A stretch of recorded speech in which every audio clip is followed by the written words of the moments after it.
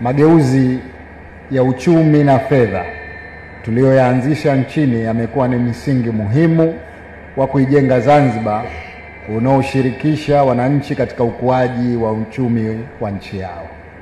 Tulianza kwa kuweka misingi ya sera madhubuti, mifumo ya kisasa na usimamizi makini wa fedha za umma.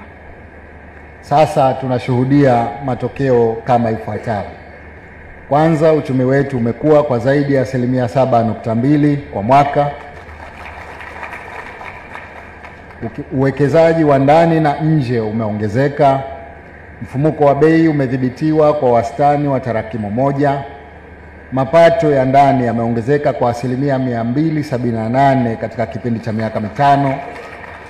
Na sekta za huduma, utalii, kilimo na uvuvi zimekuwa kwa kasi sana. Mageuzi haya yamejengwa juu ya misingi ya uwajibikaji, uwazi na matumizi bora ya teknolojia za kisasa. Usisahau kusubscribe, like na kucomment.